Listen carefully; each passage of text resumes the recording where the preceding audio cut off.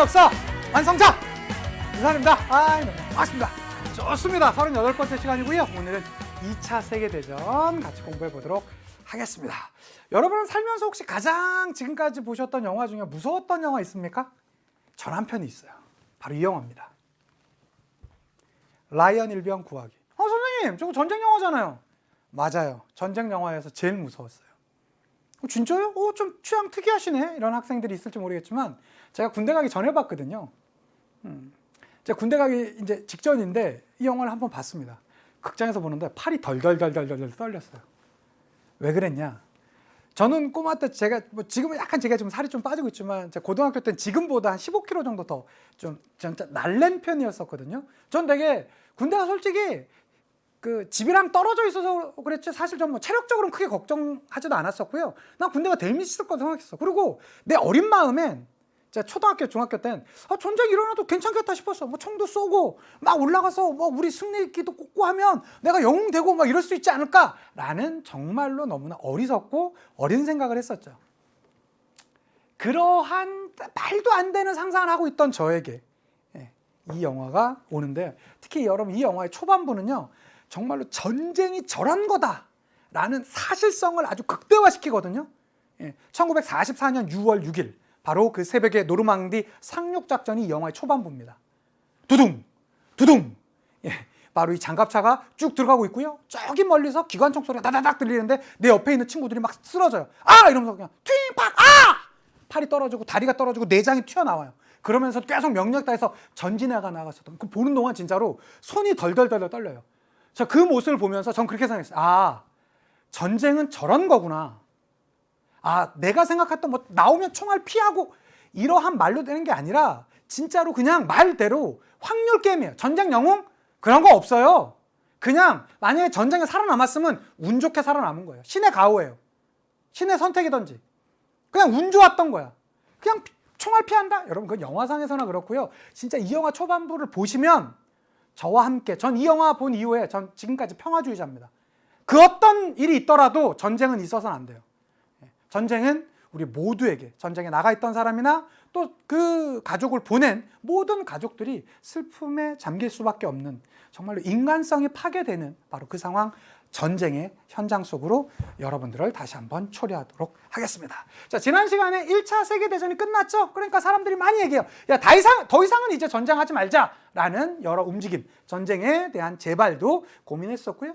대공황 문제도 있습니다. 잠시 뒤에 다시 설명드릴게요. 그리고 최근에 조금은 문제 패턴이 좀 떨어지긴 했지만 2010년대 중반에는 무솔리니나 히틀러에 대한 단독 문제들이 되게 많이 나왔었어요.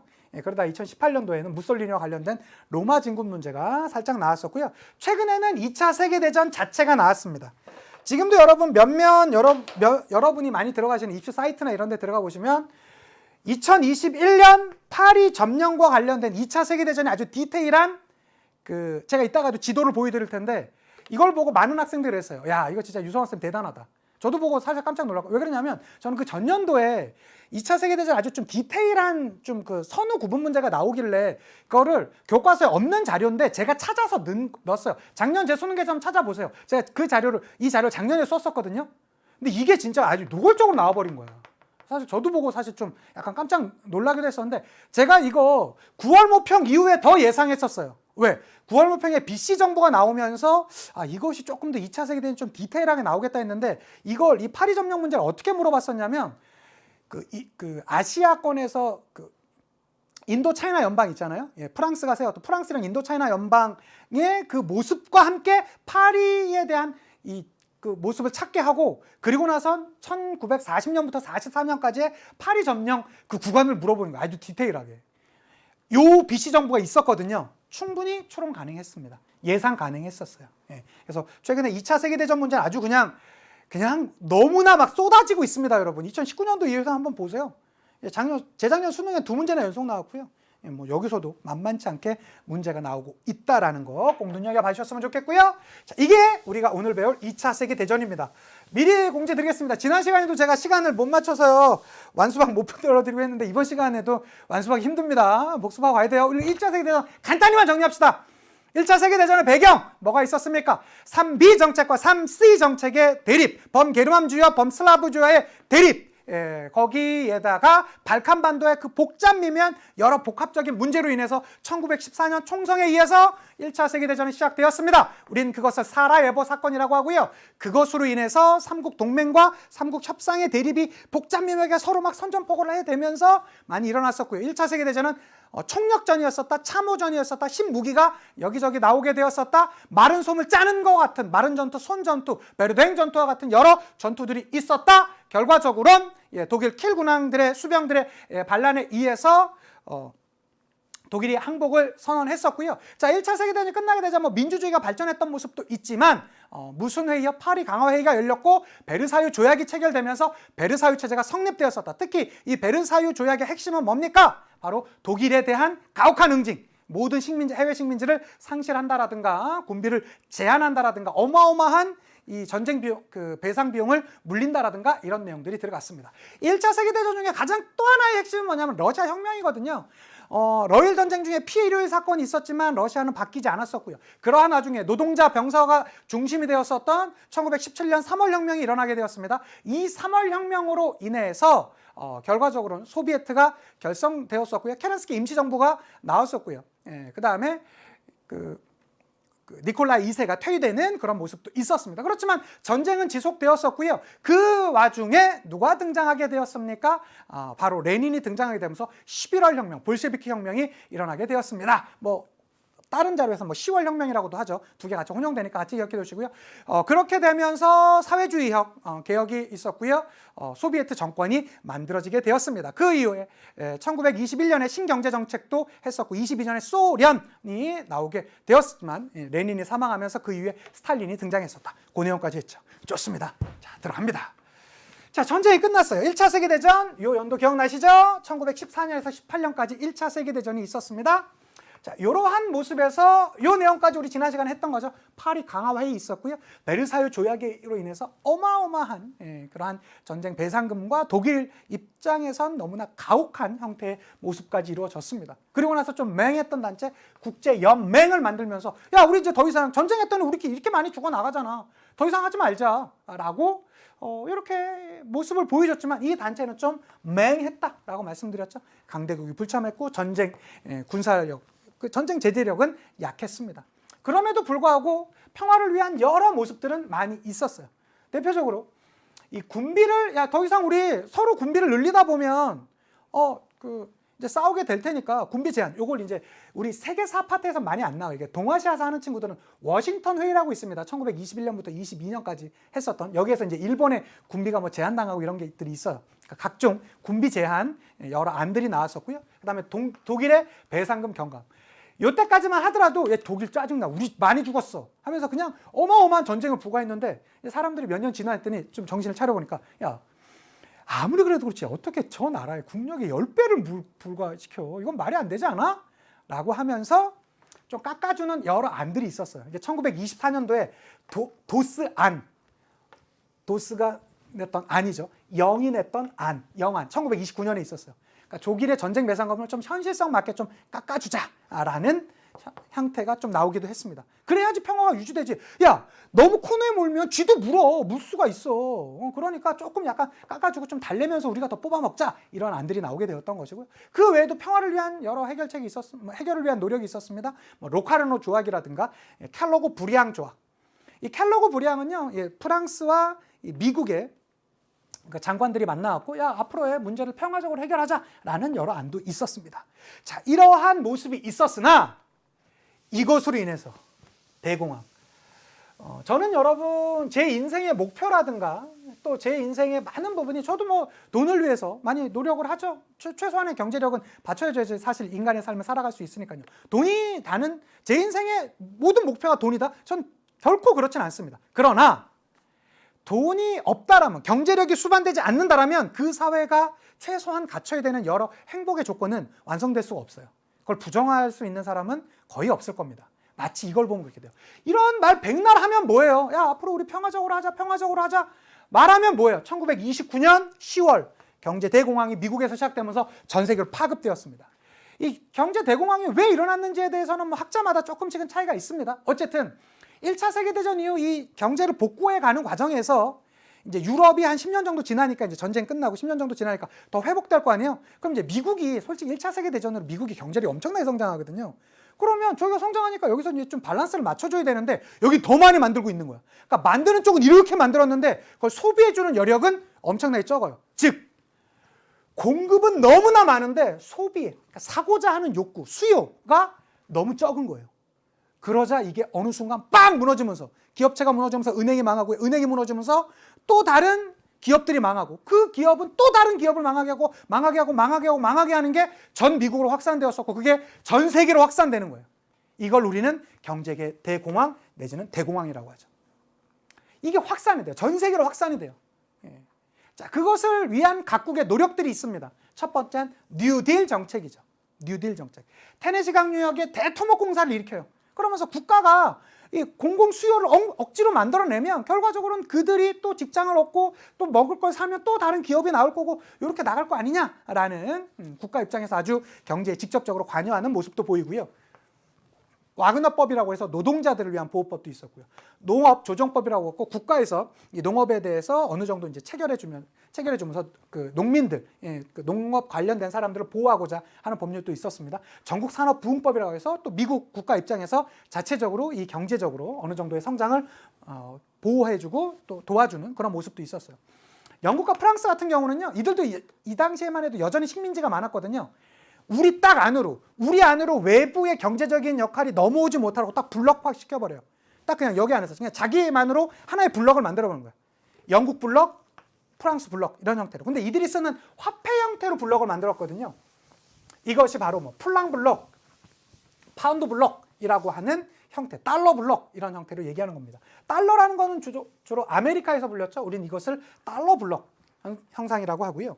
그 다음에 우리가 많이 아는 것 중에 이쪽에 뭐가 있습니까? 영국이 있지 않습니까? 자, 영국 형태 블록. 여기가 다 영국 식민지잖아요. 즉 영국 식민지잖아요. 영국 식민지잖아요. 영국 식민지잖아요. 영국 식민지잖아요. 영국 식민지잖아요. 이게 그래서 어떤 블록? 파운드 블록. 그리고 프랑스는 금을 바탕으로 한 플랑 블록도 있었거든요. 플랑 블록. 여기 다 프랑스 식민지들. 프랑스 식민지들. 그리고 여기 누구도 있습니까? N 블록도 있어요. 당시 엔화라는 게 일본이 쓰는 거잖아요. 그러한 형태의 블록 경제를 만들어내기도 했습니다. 이거는 경제 대공황에 대한 각국의 대응이라고 봐주시면 좋을 것 같고요. 당시에 경제 대공황, 이건 우리가 여러분 상상하기도 힘든 고통일 겁니다. 이 당시 실업률이 30%, 40% 이렇게 돼요. 그 국가 전체에서 일하는 사람이 절반 가까이밖에 안 되는 거야. 그러자 이 애틋한 모습을 보십시오. 저는 3가지를 할 수 있고요. 언어도 할 수 있고요. 뭐 저는 3아이를 갖고 있었고요. 뭐 이렇지만 전 자녀도 3이나 있지만 전 일이 없습니다. 오직 저에게 일을 주십시오. 라고 해서 이렇게 자신의 이력서나 자신의 상황을 글에 써놓고 오직 답답했으면 이런 글을 써놨겠습니까? 자, 이러한 상황은 결과적으로 몇몇 괴물들이 나오게 되는 여러 토양이 되었습니다.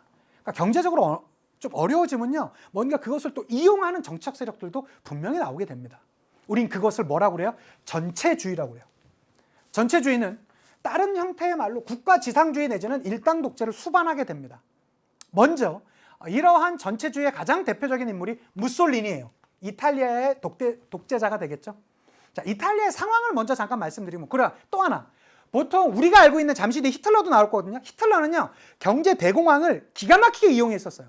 그런데 무솔리니는 경제 대공황 이전의 권력을 잡아요. 이게 되게 출제 포인트 중에 하나예요. 하나 기억해 두시고요. 자, 그러면 이탈리아에 도대체 무슨 문제가 있었냐? 1차 세계대전에 전순국에 들어갔지만 혹시 우리 지난 강의 여러분 잘 생각해 보세요. 이탈리아는 원래 동맹국 측에 있다 협상국으로 넘어왔죠. 즉, 승전국, 전순국이지만 국가 입장에서 에이 저 배신자, 네가 한 게 뭐 있어 임마, 이런 분위기였어요. 식민지 획득을 전혀 거의 하지 못했어요. 자, 그러한 형태에서 경제적으로 어려워지는 모습이 있었던 것이고, 자, 그 상황으로 인해서 1919년 파시스트 당이라는 약간 극단적인 그러한 정치 조직이 하나 만들어졌습니다. 그리고 이 무솔리니가 중심이 돼서 만든 것이죠. 그리고 나서 1922년, 요 연도는 잘 물어봅니다. 기억해 두셔야 돼요. 로마 진군이 이루어지게 돼요. 무력. 그들을 따랐던 검은 셔츠잔을 바탕으로 해서 로마로 진군해요. 그렇게 되면서 권력을 장악했습니다. 누가요? 무솔리니가요. 1922년 보세요. 경제 대공황 이전이죠. 그리고 나서 그는 1926년 일당 독재를 바탕으로 어마어마한 권력을 가져가게 되었던 인물이 누구다? 무솔리니. 그래서 우리는 보통 이 전체주의를 얘기할 때 파시즘 이렇게 얘기합니다. 저 사람 너무나 자기 혼자 독선적이야 이런 얘기를 할 때 저 완전 파쇼야 이렇게 얘기하거든요. 그 파쇼가 여기서 온 거야. 파시즘. 내 말이 무조건 옳아. 우리가 전부 다 옳아. 그러면 우리 다를 위해서 너 혼자 희생해 라는 그러한 전체주의 형태.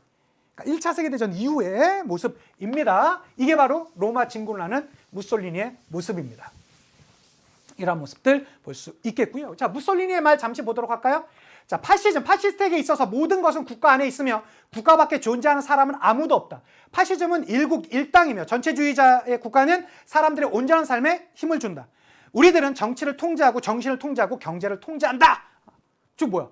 우리 국가가 여기 구성원들의 모든 정치, 정신, 경제를 다 통제한다 라고 얘기하는 거예요. 참 말만 들어도 이거 말도 안 되고 무서운 얘기죠. 이런 거 그냥 막 노골적으로 하고 있는 것이죠. 자, 그런 형태에서 독일 상황을 한번 볼까요? 여러분 1차 세계대전이 끝났습니다. 말도 안 되는 전쟁 배상금을 물려야 돼요. 그럼 어떻게 할까요? 당시 독일 입장에서 돈을 찍어내죠. 돈을 많이 찍어내. 화폐가 이만큼 늘어나. 어떻게 될까요? 어마어마한 인플레이션. 당시에 독일은 말도 안 되는 인플레이션이 있어요. 그 우스갯소리 이런 얘기 많지 않습니까? 책을 하나 살라고 그래요. 완쌤의 완벽한 세계사 얼마죠? 예, 10,000원입니다. 그래요. 그래.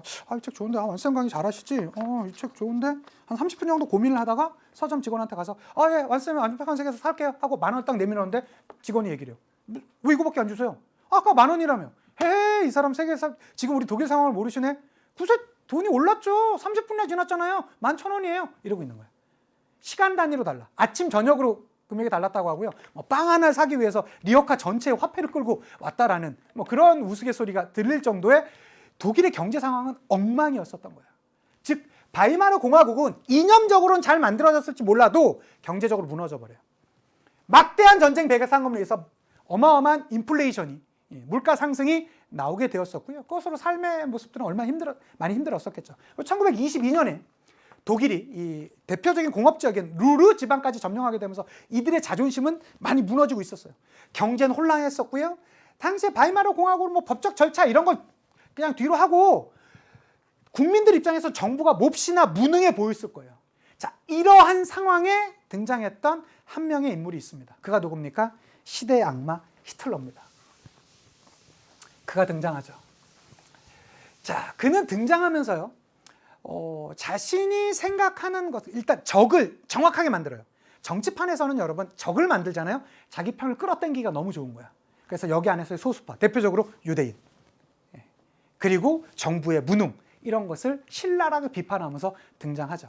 자, 그래서 그가 이 히틀러의 유명한 책이 나의 투쟁이라는 책이 있습니다. 여기 보시면 나치즘은 민족주의 국가는 인종을 모든 생활에 집중해 두어야 한다. 국가는 인종의 순수한 유지를 위해서 배려해야 된다. 자기가 병약하고 결함이 있는데도 아이를 낳는 것은 다만 치욕일 뿐이며 오히려 아이를 낳는 일을 단념하는 것이 최고의 영예라는 점을 유의한다. 우리 국가 사회주의자는 단호히 우리들의 외교 정책 목표, 즉 독일 민족에 상응하는 영토를 이 지상에서 확보하는 고수해야 된다. 우리 어마어마한 게르만 민족 아니야? 그런데 우리가 왜 이러고 있어? 우리의 힘을 더 발휘해야 돼. 그리고 우리 안에 소수파 유대인들, 여기서 말하는 그 순수한 인종이란 건 뭐예요? 힘이 약한 명약한 사람, 유대인들을 얘기하는 거예요. 그들 우리는 인정해주면 알자. 우리의 같은 국가 일원으로서 인정하지 말자라고 하면서 등장합니다. 그가 나치당을 만들고요. 그러고 사람들한테 포섭해 가는데 그게 경제 대공황이라는 그 상황과 완전 정확히 일치하는 것이죠. 그래서 게쇼타포라는 그들의 따라줬었던 그런 정치 세력과 함께 나오게 되었습니다. 그러면서 1932년이 되면서 나치당이 총선에서 승리해요. 승리되면서 바이마르 헌법을 정지시켜버려요. 그리고 1933년 국제연맹을 탈퇴합니다. 맹했다고 그랬잖아요. 독일이 탈퇴했는데 별다른 제재 수도 없는 거야. 1차 세계대전에서의 패전국이었었던, 또 전쟁을 일으켰었던 독일이 탈퇴했는데 저 어쩌지 이러고 있었어. 자, 이런 상태에서 1934년에 총통에 취임해요. 히틀러가. 요거 보면서 가끔 공부 좀 많이 하는 친구들이 가끔 질문해요. 선생님, 제가 질문을 풀다 보니까 히틀러가 총리도 됐다라고 하는데 왜 총통이라고 표현하십니까? 이런 친구들이 있어요. 제가 그거 보면서 이 친구 야, 이 정도 질문할 정도면 뭐 세계사는 이미 끝난 친구다, 제가 생각이 들었어요. 총리도 했었거든요. 총리가 되었던 게 1933년이에요. 근데 총리였다가 마침 1934년에 누가 죽냐면 힐덴부르크라는 당시에 대통령이 죽어요. 1차 세계대전 영웅이었었다라고 하는 그 힐덴부르크가 죽게 되면서, 그러면 이 히틀러가 얘기하죠. 야, 내가 지금 총리인데 그 대통령 자리랑 총리 자리랑 합쳐서 나 총통 되는 거 어때? 라고 하는데 다 동의하죠. 이때 히틀러가 여러분 완전 다 구테타를 했던 거 아닙니다. 법적 절차를 지켜요. 그래서 우리가 이거 정치와 법 파트나 이런 데서 볼 때 뭐 형식적 뭐 그 민주주의 할 때 가장 대표적인 사례가 이거잖아. 히틀러가 무력으로 권력을 찬탈한 게 아니야. 이러한 우리가 알고 있는 민주적 절차를 전부 다 지켜내요. 그리고 나선 총통까지 되었었던 히틀러는 1935년에 재무장을 선언해요. 야, 우리 15년 넘게 너무 힘들었어. 우리 다시 무장할 거야. 독일 다시 뭉쳐. 우리 뭐 군대 10만 제한? 웃기지 마. 우리 50만 넘게 늘릴 거야. 라고 하면서 무장을 선언하는데, 이때 영국과 프랑스의 제스처가 좀 약해요. 쟤네 봐라. 야, 저 어떻게 하지? 그동안 많이 눌려 있었으니까 여기까지 좀 봐줄까? 이렇게 막 말하고 있었던 상황이야. 이러면 이때부터 좀 제안을 했어야죠. 자, 그러한 상황에서 히틀러와 무솔리니가 자신들의 그 상황을 한번 실험해 보는 상황에 놓이게 되었습니다. 그게 뭐냐면 바로 에스파냐 내전, 바로 스페인 내전, 1936년부터 시작되었었던 스페인 내전에 이들이 보세요. 이들이 각각의 민족주의, 인종주의, 그다음에 전체주의를 바탕으로 해서 막 군사력을 늘렸죠. 이 늘렸던 이유 중에 하나는 바로 군사력이었어요. 군사력을 점점 늘려나가. 이 늘리는 상태에서 그러면 야, 우리 이렇게 늘어나는데, 그러니까 결과적으로 이렇게 늘어난다라는 건 전쟁을 어느 정도 해야지 이게 유지가 되는 거거든요. 자, 그런 상태에서 그러면 바로 우리가 지금 2차 세계대전을 좀 일으키긴 그렇고 하고 있는데, 그때쯤 스페인에서 내란이 벌어진 거야. 이걸 우리가 흔히 스페인 내전 내지는 에스파냐 내전이라고 합니다. 에스파냐, 즉 스페인에서 인민전선이라는 좌파 정권이 등장했는데, 그것에 반대파에 섰었던 우파 정권, 즉 프랑코, 군인 출신이거든요. 그가 반란을 일으켜요. 우린 이것을 스페인 내전이라고 그래요. 에스파냐 내전이라고도 합니다. 이때 프랑코를 지원해 준다라는 이유로 무솔리니의 이탈리아가 여기 참전해요. 뿐만 아니라 히틀러의 독일도 여기 참전해요. 그러면서 도와주는 모습. 이게 언제냐? 1936년부터 39년까지 있었던 에스파냐 내전. 즉, 이 스페인 내전의 모습을 우리는 뭐라고 하냐면 2차 세계대전의 최종 리허설이라고 해요. 요 상태에 이들 참여하면서 야, 우리 이 정도면 전쟁할 수 있겠는데? 라는 자신감을 이들이 갖게 돼요. 그러니까 참 안타까운 상황인 거지. 그러니까 2차 세계대전이 왜 일어났냐? 여러 가지의 문제로 얘기할 수 있겠지만, 이러한 좀 여러 상황이 맞아떨어져요. 거기다가 이탈리아는, 보세요. 이탈리아는 이 상황에서 에티오피아를 침공해요. 이것도 가끔 연도로 물어봅니다. 1935년에. 왜? 그 전에 갖다 졌잖아.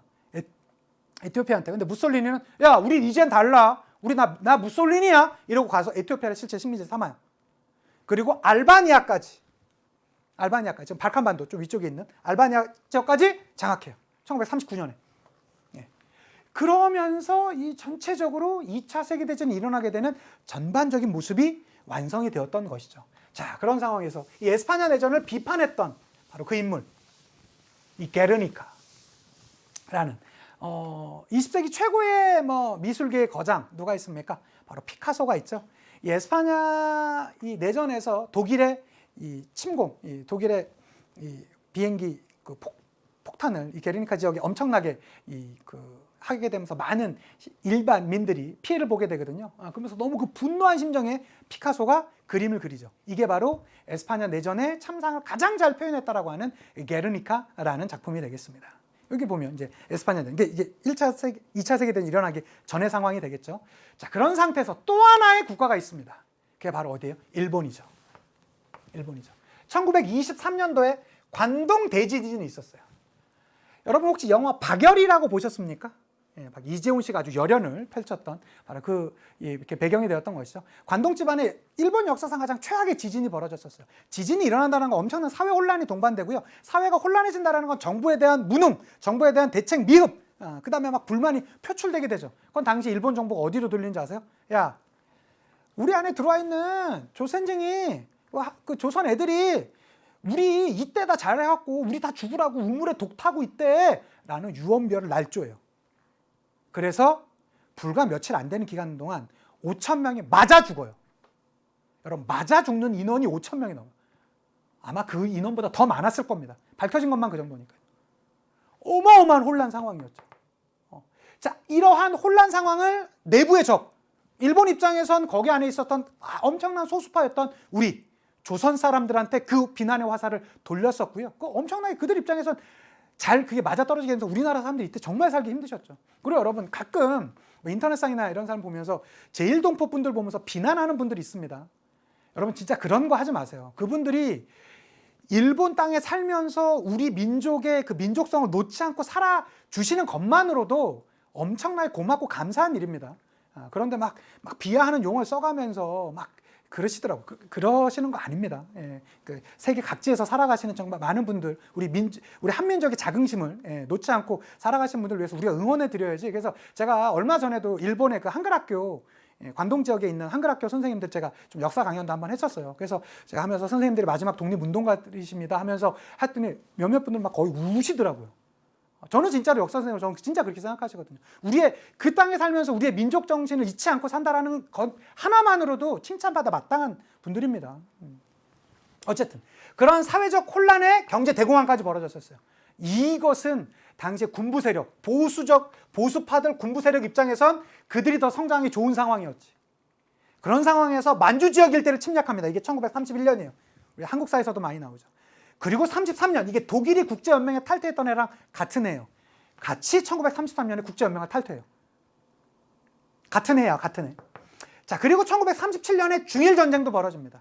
이 중일전쟁 중에 있었던 것이 바로 난징 대학살. 우리도 일본 사람들 싫어하잖아요. 또 일본의 그런 잘못된 만행, 그들이 받아들여지지 않는 그런 모습 보면서 우리도 되게 분노하잖아요. 중국 사람들도 만만치 않아요. 왜 그런지 아세요? 난징 대학살 때문에 30만 명이 넘게 학살당하거든요. 근데 학살당한 장면 지금도 몇몇 그 자료들이 막 여기저기 찾아보면 많이 나오는데요. 저도 좀 자세하게 한때 좀 찾아보다가 그냥 정말로 제 정신 건강이 너무 치명타적이에요. 저는 글로 좀 많이 봤었는데 글로 보다 보는데 그것도 글을 끝까지 못 읽을 정도예요. 그 사람들이 막 내기를 해요. 중국 사람들을 수십 명을 잡아놓고 얘네들이 칼 갖다가 1분에 몇 명 정도 목을 잘라 죽일 수 있냐, 이런 내기를 막 해요. 그 글로 봐도 저는 놀라운데요. 막 그런 모습들을 막 시신낙낙거리면서 그런 모습들을 보여주죠. 지금도 혹시 여러분이 이제 코로나 하시고 끝나시고 난징 쪽에 가게 되시면 요 난징 기념관이 꼭 있거든요. 그런데 한번 가주시면 좋을 것 같고요. 자, 그러한 모습들 중에 삼국 반공 협정이라는 것이 맺어졌습니다. 이들은 자신들이 전 세계의 중심이 되는 국가다 그래서 추축국이라고 했었어요. 추축국. 이거 완성되었던 건 1937년이거든요. 37년이거든요. 근데 이게 37년에 한꺼번에 세 나라가 다 한 게 아니라 이들이 먼저 하고 그 다음에 36년에 이들이 하고 마지막에 요렇게가 되게 되는데 이게 1937년에 삼국 반공협정이 완성이 돼요. 자, 그러한 상태에서 이러한 모습. 자, 되셨죠? 이제 2차 세계대전 지금까지 배경 설명한 거예요. 자, 이탈리아는 경제 대공황 이전에 이미 전체주의 체제를 보여주었었다. 그리고 독일 같은 경우는 히틀러라는 인물이 경제 대공황의 상황을 이용하는 측면으로 인해서 혼란과 경제적인 혼란 상황을 잘 이용하면서 히틀러 입장에서 잘 이용하면서 이러한 2차 세계대전 직전까지 상황까지 오게 되었었다. 일본도 마찬가지의 모습을 보이고요. 1937년도에 이들 입장에서는 나름의 협정을 맺는 삼국 반공협정이라는 걸 맺었습니다. 자, 그리고 나서 이게 최근에 나왔던 문제 중에 가장 핵심적인 문제죠. 보세요. 1938년이 돼요. 이들이 막 이제 재무장도 선언하고 독일이 나 몰라. 나 그냥 이제 나 좀 힘도 키울 거야. 라고 하면서 막 하는데 이들이 첫 번째 신호탄을 쭉 한번 밀어봐요. 뭐냐? 오스트리아를 병합해요. 야, 오스트리아는 우리 원래 같은 나라였어. 내가 여기 좀 찾아한다. 라면서 쭉 이 오스트리아를 병합하는데 이때 영국과 프랑스가 쟤네 봐라. 야, 근데 뭐 인종적으로는 같은 게르만족이고 하니까 좀 그냥 이러고 약간 모른 체 하고 있었어. 자, 그런 상태에서 체코 지방에 체코슬로바키아에 수데텐 지방 이거 주테탄란드라고도 합니다. 약간 이거 발음상의 차이예요. 수데텐 지방을 요구해요. 근데 사실 이 수데텐 지방이 어디냐면 요게 한번 보세요.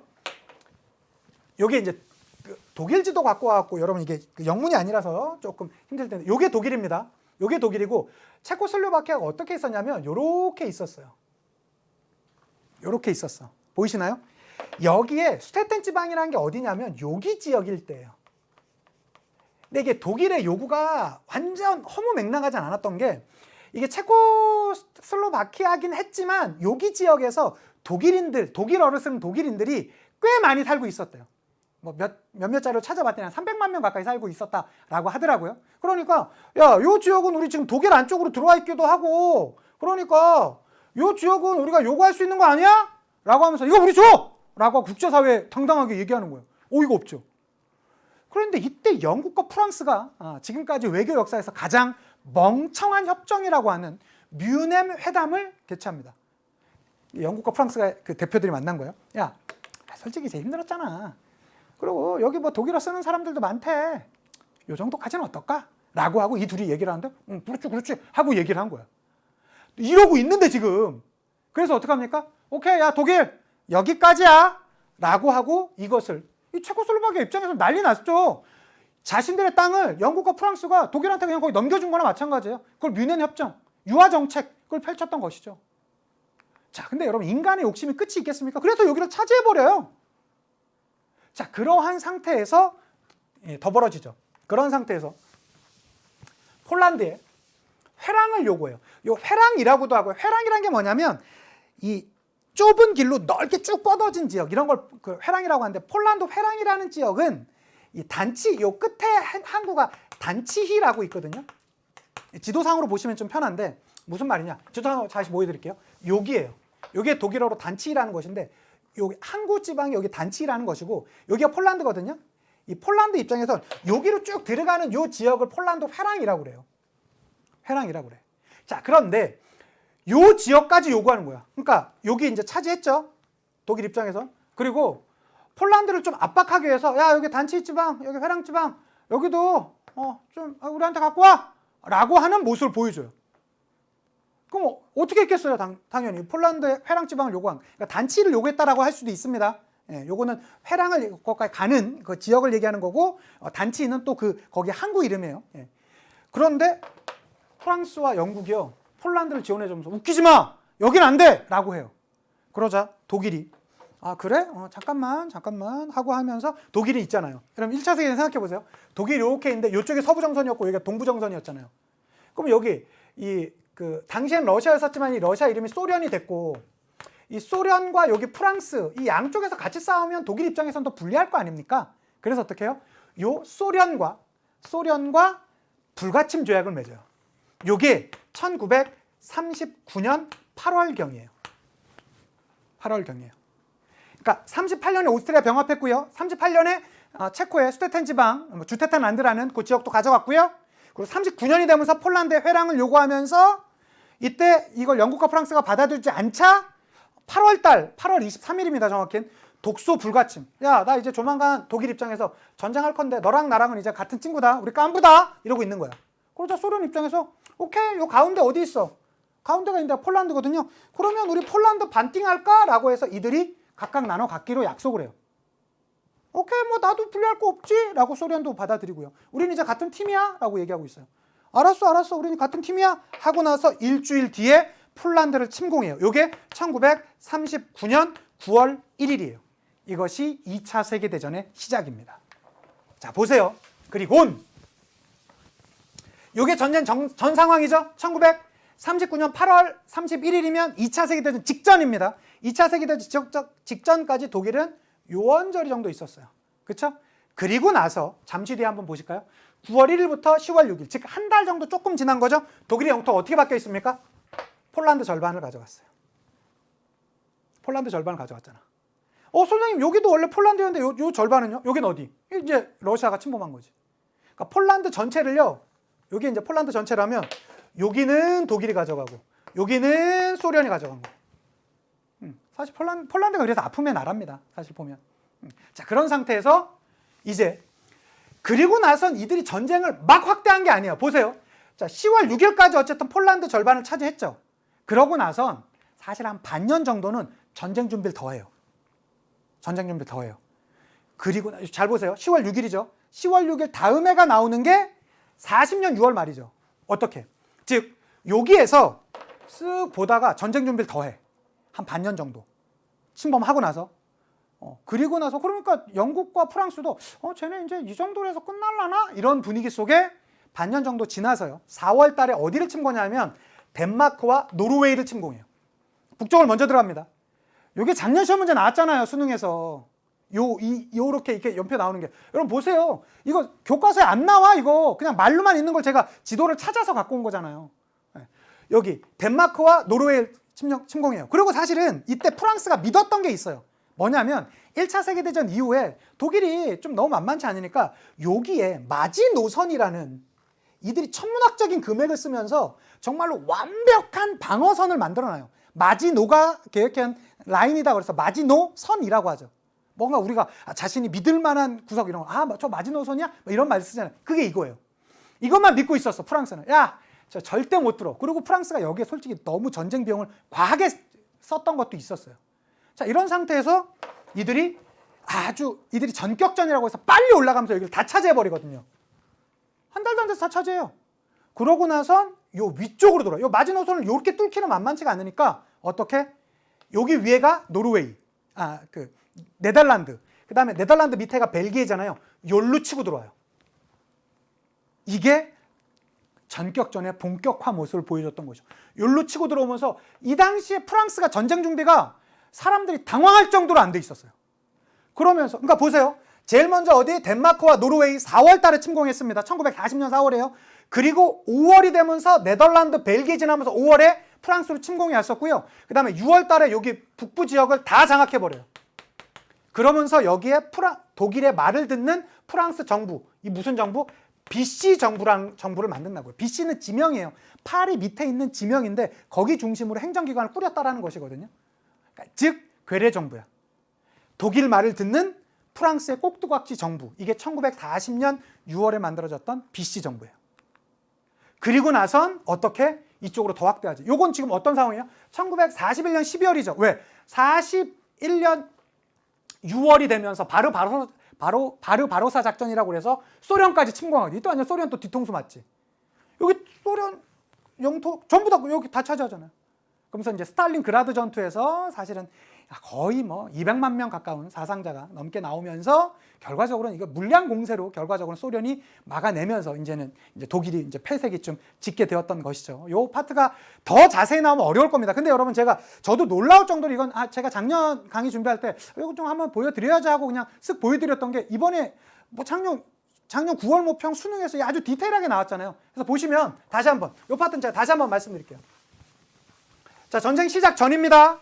전쟁 시작 전에 이미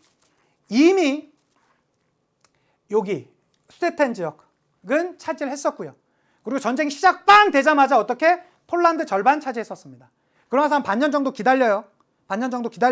그리고 40년 6월 말이 되면서 덴마크와 노르웨이는 4월 달에, 그 다음에 여기 네덜란드와 벨기에는 5월 달에 공략하면서 프랑스까지 다 공략해버리고요. 그리고 나서 6월이 되면서 어떻게? 여기에 BC 정부가 세워진다고. 되셨죠? 그리고 나서 41년도에 어디도 공격한다? 이쪽. 소련까지 공격했다. 이게 이제 지도상의 모습이고요. 그 이후의 모습은 우리 여기 있는 글자로 한번 설명드릴게요.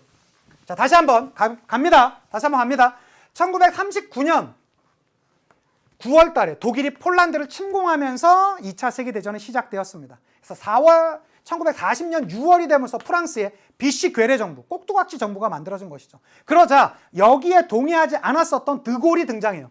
우리 그 나라로 예를 들자면 파리 상해 임시정부가 만들어진 것이죠. 이 드골이 영국으로 건너가서요, 이 독일에 저항하는 그 운동을 펼치죠. 우리 그 운동을 레지스탕스 운동이라고 합니다. 레지스탕스 운동이라고 하고요. 자, 그럴 때쯤 1941년이 되면서 영국과 미국의 대표가 만나요. 야, 어떻게든 이 2차 세계대전은 끝날 텐데 앞으로 이거 어떻게 할지에 대해서 한번 논의를 해요. 이걸 대서양 헌장이라고 합니다. 즉 전후 평화 수립의 원칙을 여기서 만들었던 것이고요. 이것으로 인해서 2차 세계대전이 끝나고 만들어진 게 뭐예요? 유엔이에요. 국제연합. 그 국제연합은 좀 맹하진 않지. 국제연맹이랑 좀 다르지. 아직까지 3차 세계대전 안 일어났잖아요. 그게 바로 그 시작점이 요거였었다라는 있었다라는 거 봐주셨으면 좋겠고요. 그리고 또 전쟁 한켠에선 저기서는 일본이 진주만을 1941년도에 침공하게 되면서 하와이에 있는 진주만 기지를 기습하게 되면서 또 태평양 전쟁을 태평양을 사이에 두고 미국과 일본이 또 전쟁을 벌이는 그 시작점이 되기도 했었죠. 그래서 요거 자 되셨습니까? 요까지는 지금 여러 번 하고 있습니다. 자 38년에 독일이 오스트리아 병합 체코 수데텐을 요구했었고 그것을 영국과 프랑스가 유화정책 뮌헨 회담이라고 해서 인정해 줬습니다. 자 그리고 그 다음에 1939년도 폴란드의 회랑을 요구했었고 그것은 안 된다고 하자 8월 달에 39년 8월 달에 독소 불가침 조약 체결했고요. 9월 달에 폴란드를 침공했습니다. 자 그리고 나서 어떻게 한 반년 정도 쉬었다가 덴마크, 노르웨이 장악하고 네덜란드, 벨기에 장악하면서 프랑스 북부 지역까지 차지하는 그리고 BC 정부 만들어졌다고 했었죠. 그리고 나서 41년 6월에 소련을 침공해요. 이때 소련도 어마어마한 충격이었죠. 바로 뒤통수에서 맞는 거니까. 그리고 나서 이 소련과 독일의 정말로 지금까지 전 세계 역사에서 단일 전투에서 사상자가 가장 많이 났다라고 하는 스탈린그라드 전투. 최소한 200만 명 넘는 사상자가 났습니다. 스탈린그라드 전투. 이때 독일이 여기서 져요. 승기가 여기서 끊기죠. 그렇지만 아직까지 파리는 여전히 독일 수중에 있었거든요. 그것을 막아냈던 게 제가 이번 강의 시작할 때 말씀드렸던 노르만디 상륙작전. 이게 44년 6월이에요. 그렇게 되면서 두 달 뒤인 8월 달에 파리가 해방을 맞습니다. 그리고 1945년 5월 달에 독일이 항복을 했었고요. 뉘른베르크 군사 재판을 통해서 2차 세계대전 전범들이 처리되는 모습이 있었죠. 이 2차 세계대전 중에는 유대인 학살, 어마어마한 아우슈비츠 강제 수용소로 대표되는 그런 학살도 있었고요. 이미 이탈리아는 1943년도에 항복을 했습니다. 그것도 봐주셨으면 좋겠고요. 이게 바로 스탈린그라드 전투. 여기 뭐 이제 여러 것들이 있는데 저격수와 관련된 그런 뭐 영화 있습니다. 그런 영화들 한번 봐주시면 좋겠고요. 노르만디 상륙작전, 라이언 일병 구하기 같은 것들 봐주셨으면 좋겠고요. 바로 이 영화 보시면서 저와 함께 평화주의자가 됩시다. 우리 영화 배운 사람으로서 아우슈비츠에 대한 그런 아픔들이 있고요. 요 내용들, 요 지도상의 문제. 자, 독일은 43년 9월에 항복했었고요. 물론 시작점은 독일이 폴란드를 침공하면서 시작되었습니다. 그리고 스탈린그라드 전투, 스탈린그라드 42년부터 43년까지 있었고요. 그리고 스탈린그라드 전투 이후에 파리 항복, 그 다음에 노르만디 상륙작전이 있었고 상륙작전 이후에 바로 그 다다음 달인 8월 달에 파리가 해방되었었다. 요게 작년 수능에 나왔었죠. 그렇죠? 봐주시면 좋겠고. 자, 일본 상황 조금만 더 보겠습니다. 일본은 대동아 공영권이라고 해서 우리 하나의 아시아의 하나의 그런 그 형태를 만들자라고 하면서 등장했었는데 ABCD 동맹이라고 그래갖고 일본을 압박하거든요. A 아메리카 미국입니다. B 브리튼 영국, C 차이나, D 더치 네덜란드예요. 그들이 동맹을 해갖고 이 경제적 봉쇄라는 거예요. 일본이. 그래갖고 일본이 그들이 이제 화로서 나왔던 게 41년 11월에 진주만 공습이죠. 이게 태평양 전쟁 시작이었었고, 이 태평양 전쟁의 가장 핵심적인 전투가 바로 미드웨이 해전입니다. 여기에서 일본이 어마어마한 패전을 맛보게 되었었고요. 근데 사실 정신력은 사실 인정해줘야죠. 독일이 5월 달에 항복해서 막 하고 있는데 이들은 막 항복 조건 따지고 있었거든요. 근데 이때 8월 달에 두 방의 원자폭탄을 맞죠. 히로시마와 나가사키에. 그래서 조건 없이 항복을 하게 되었었고요. 그 이후 전범들은 도쿄 군사 재판에서 처벌을 받았습니다. 그래서 뉘른베르크 군사 재판이라든가 도쿄 군사 재판 이런 거 나오면 2차 세계대전에 대한 사후 조치였구나. 이 정도 봐주시면 좋겠고요. 자, 난징 대학살 보시고요. 그 다음에 일본 기습, 그 다음에 미드웨이 해전에서 지게 되었고, 그 다음에 히로시마와 나가사키에 원자폭탄 맞았다. 이런 내용들까지 봐주셨으면 좋겠습니다. 자, 그러고 나서 보면 전쟁 이후에 있는 협정 보면 카이로 회담, 그 다음에 얄타 회담, 그 다음에 포츠담 회담. 이걸 줄여서 카얄포라고 하거든요. 카이로, 얄타, 포츠담. 이렇게 43년에 카이로 회담이 있었고요. 45년 2월 달에 얄타 회담, 그 다음에 포츠담 회담은 명소. 그래서 카이로 회담 미영중이 만났었고요. 얄타 회담은 미영소. 그 다음에 포츠담 회담은 미영소인데 여기 플러스 중해도 사실 맞습니다. 중국은 사후에 서명하거든요. 그래서 이런 내용들 있었다. 그 다음에 샌프란시스코 조약으로 인해서 일본이 주권이 회복되는 그런 모습까지 있었는데 과연 문제는 어떻게 풀리는지 한번 보도록 합시다. 그다음에 2차 세계대전 이후에는 국제연합이라는 것이 만들어지게 되면서 이 안전보장이사회랑 군대 이 제재 수단 요 문제는 제가 잠깐해서 여기 우리 냉전 체제 2차 세계대전 이후의 상황 설명할 때 다시 천천히 좀 한번 설명드리고 가보도록 하겠습니다. 그래서 요 흐름 봐주셔야 됩니다, 여러분. 2차 세계대전 39년부터 어디요? 45년까지 있었어요. 요게 우리가 알고 있는 지금까지 단일한 대전에서는 가장 많은 피해자가 나왔었던 세계대전이 되겠고요. 그러면서 대서양 헌장, 그다음에 진주만 공습, 카이로 회담, 노르만디 상륙작전, 파리 해방 이런 것들이 있고요. 그다음에 얄타 회담과 포츠담 해방 사이에서 5월 달에 독일 항복, 그다음에 포츠담 회담 이후에 일본 항복 이렇게 이어진다라는 거 봐주셨으면 좋겠습니다. 자, 문제 한번 풀어보도록 할게요. 자, 1번 문제입니다. 19년 6월 문제가 되겠습니다. 봤더니 가나 시역인데 이렇게 주가가 쭉 떨어져요. 이게 언제일까요? 1929년이겠죠. 그럼 가는 19년부터 29년, 그 다음에 나는 29년부터 38년이 되겠습니다. 일본이 진주만은 41년이죠. 해당되지 않고요. 자, 2번입니다. 독일이 재무장을 선언했던 건 35년이에요. 해당되지 않고요. 나입니다. 미국이 농업조정법을 실시하였다. 이게 대공황에 대한 나름의 대응책이었었죠. 맞죠? 정답 3번이 되겠고요. 4번입니다. 레닌이 신경제정책을 실시하였다. 기억나십니까? 1921년입니다. 5번입니다. 무솔리니가 로마 진군을 단행했던 건 1922년. 이런 주요 연도들은 반복적으로 나올 테니까 꼭 기억해 두시면 좋겠고요. 22년 9월 최근 문제 한번 보도록 하겠습니다. 가전쟁 시기에 있었던 사실로 옳은 것을 찾으랍니다. 독일 니른베르크에서 군사재판이 열렸답니다. 무슨 전쟁 시기였습니까? 바로 2차 세계대전이고요. 1939년에서 45년이 되겠습니다. 자, 이 시기에 BC 정부가 수립되었나요? 수립되었잖아요. 이거 정답이에요. 1940년부터 44년까지 갔거든요. 그래서 요 문제가 2달 뒤 수능에서 단독 문제로 나왔잖아요. 참 이게 참 놀라운 문제입니다. 그래서 정답 1번이고요. 2번.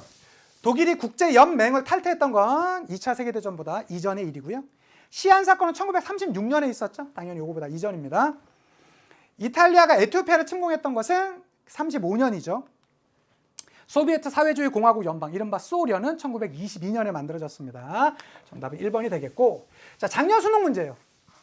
자, 밑줄 친 점령 이후에 발생한 사실로, 점령 이후에요. 여기 봤더니 체코슬로바키아가 독일과 폴란드 사이에서 이렇게 길게 있었고, 여기 봤더니 히틀러는 나머지 지역까지 요구하며 팽창하는 과정 가운데 체코슬로바키아에 대한 점령을 감행했다라고 이렇게 나오고 있죠. 뭐 서부 지역뿐만 아니라 이러한 점령 지역의 모습을 말하고 있는데 이게 언제냐면 1938년 9월의 모습입니다.